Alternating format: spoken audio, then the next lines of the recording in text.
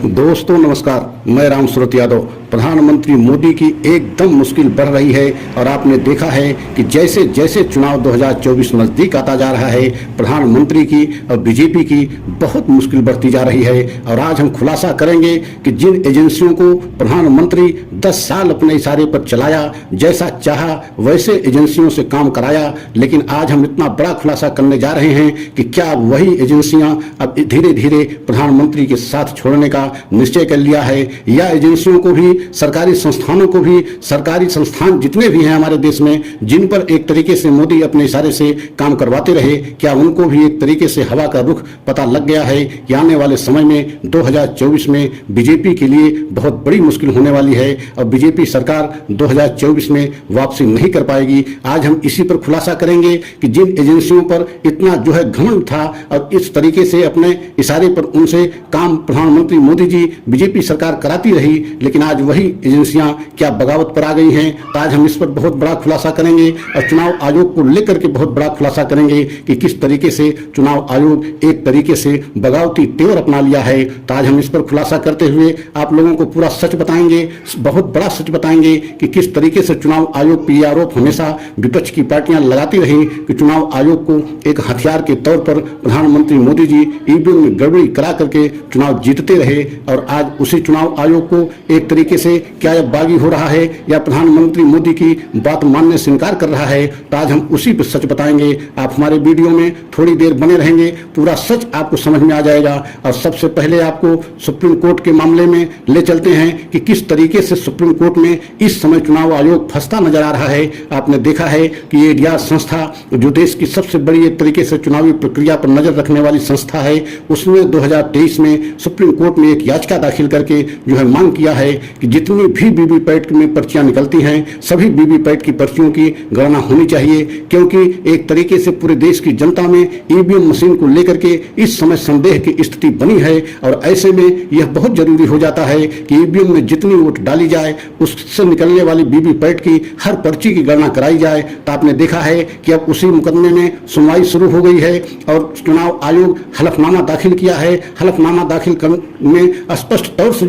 Supreme court में चुनाव आयोग ने माना है कि ईवीएम में डाली गई वोट में और वीवीपैट से निकलने वाली पर्ची में अंतर हो सकता है। मतलब बहुत बड़ी एक तरीके से गलती को चुनाव आयोग ने स्वीकार किया है। और इस बात से सुप्रीम कोर्ट भी बेहद हैरान और परेशान हुआ कि बताइए, ईवीएम मशीन में तो वोट जो डाली जाती है वही पर्ची वीवीपैट से निकलनी चाहिए, तो उसमें अंतर क्यों है। इन्हीं सब बातों को लेकर के सुप्रीम कोर्ट बेहद गंभीरता से इस मामले को लेते हुए सुनवाई के लिए तैयार हो गया है। और अब इसमें बहुत विस्तृत सुनवाई होगी, मतलब दूध का दूध पानी का पानी होगा। जिस तरीके से 2014 से यह आरोप चुनाव आयोग पर लगता रहा, तो आप समझ सकते हैं कि इस समय चुनाव आयोग बेहद मुश्किल में है। अब पूरा अब सच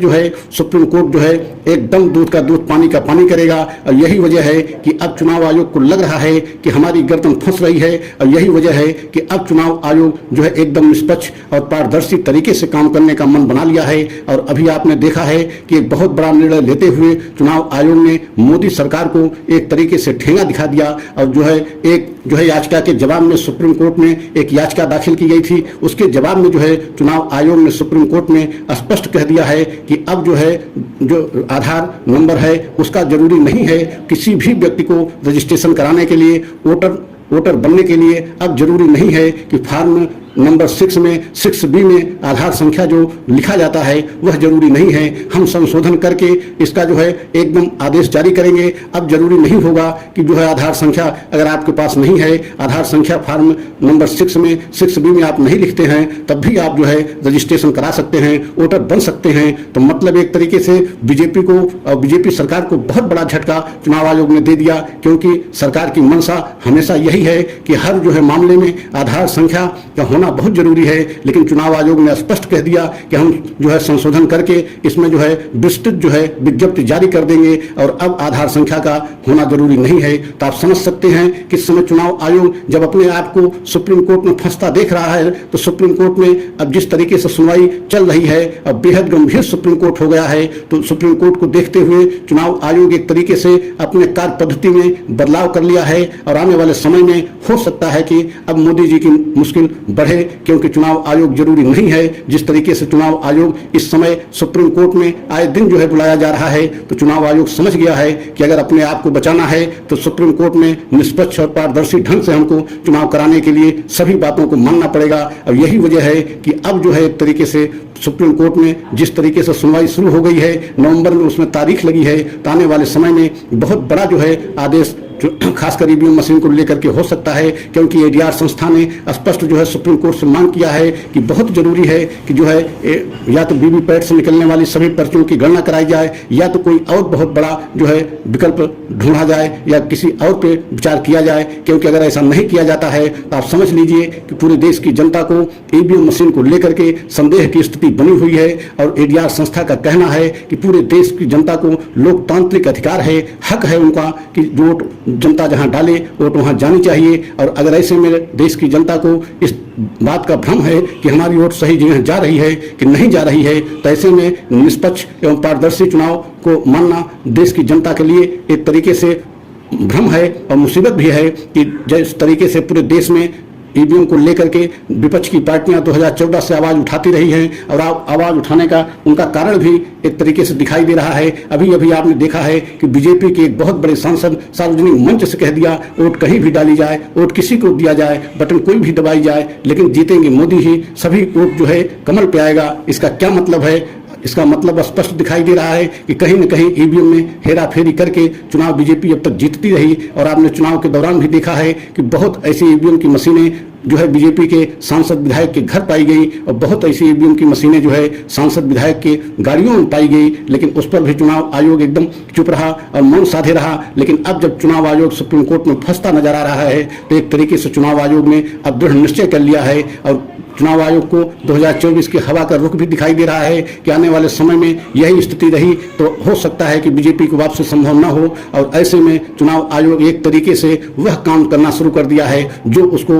एकदम संविधान के मुताबिक करना चाहिए। और अगर ऐसा हुआ तो आप समझ सकते हैं कि मोदी के लिए बहुत बड़ी मुश्किल 2024 को देखते हुए जो है बनती जा रही है। और आप ये भी देखा है कि चुनाव आयोग इस समय एकदम जो है अपने कर्तव्यों पर या संविधान के मुताबिक जो उसको अधिकार मिला है उस पे काम करने के लिए अडिग हो गया है, क्योंकि चुनाव आयोग अब जानता है कि अगर हम जरा से भी इधर उधर कोई गलती किए तो एकदम सुप्रीम कोर्ट की नजर चुनाव आयोग पर बनी हुई है। यही वजह है कि सुप्रीम कोर्ट की नजर को देखते हुए अब एक तरीके से चुनाव आयोग मोदी के कहने पर बिल्कुल काम करने को तैयार नहीं है। तो सभी देशवासियों से ये अपील करते हुए कि क्या ईवीएम बैन होना चाहिए या नहीं होना चाहिए, और हो सकता है कि सुप्रीम कोर्ट में स्वयं जो है चुनाव आयोग इस बात को कहे कि ईवीएम को बैन करने से ही चुनाव निष्पक्ष हो सकता है, तो इसमें भी कोई मुश्किल नहीं होगी। तो आने वाले समय में सभी देशवासियों को अगर मेरा सच अच्छा लगा हो तो लाइक सब्सक्राइब करें, कमेंट के द्वारा अपनी राय दें, अगले सच की प्रतीक्षा करें। जय हिंद, जय भारत।